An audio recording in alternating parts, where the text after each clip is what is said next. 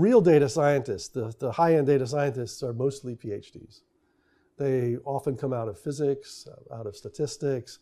They have to have computer science background, they have to have a math background, they have to know about databases and statistics and probability and all that stuff. However, if you're coming into a data science team, I think that the first skills you need is you need to know how to program, at least have some computational thinking. So you've had to have taken a programming course. You need to know some algebra, at least up to analytics geometry, and hopefully some calculus. Some basic probability, some basic statistics. I mean, you really have to understand statistical inference and different statistical distributions, and database.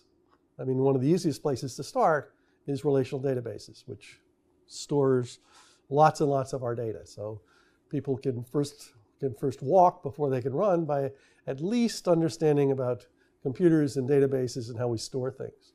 And if you understand relational databases, nowadays you can still, just with that understanding, use big data clusters as if they were just a big relational database.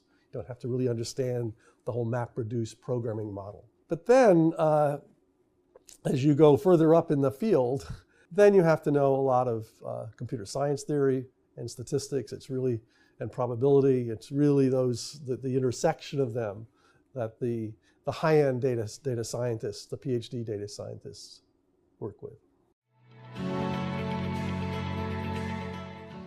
I do a lot of self-learning. I think everybody these days, I mean, I learned about Hadoop all by myself. I read some articles, I watched some videos, I thought, I played. Although I'm a builder, I'm a tinkerer. So when I really if I want to figure out how to do something, I build it.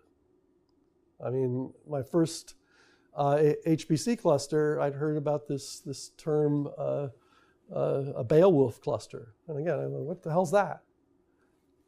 So I looked it up and said, oh, that's just a bunch of computers hooked together with a TCP/IP network.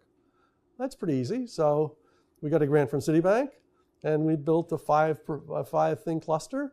And I said, oh, that's HPC. So I had one of the first HPC clusters at the university. It was tiny, but a lot of our researchers loved it because they could run stuff 40 and 50 times faster.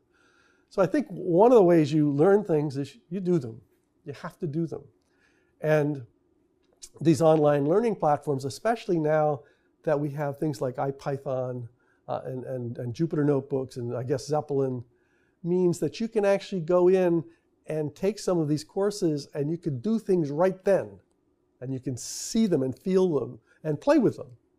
And at that point, you start to get your head around what is actually happening.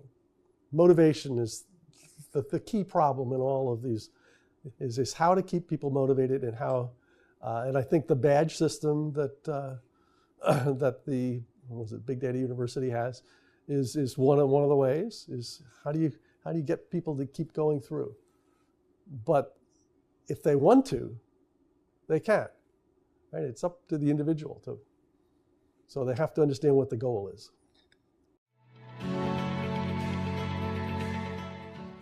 The place it can't sit is probably under the CIO, the Chief Information Officer. CIOs, current Chief Information Officers in many companies, got there from an accounting background or a finance background. They're clueless. Sorry, but I mean, it has to come out of the research side, right there. So you'll find data scientists primarily in companies that have some research agenda, pharmaceuticals, finance, all of any technology company. If you look at, we can't keep some of our PhD data scientists in our program. They're now at Facebook, they're at LinkedIn, they're at Uber, they're at Lyft, because the demand out there for the PhD level data scientists is just unbelievable. They make large amounts of money and they're playing with problems that are really, really neat. Like, how do you schedule the Uber cars? Right? And you have enormous amounts of data.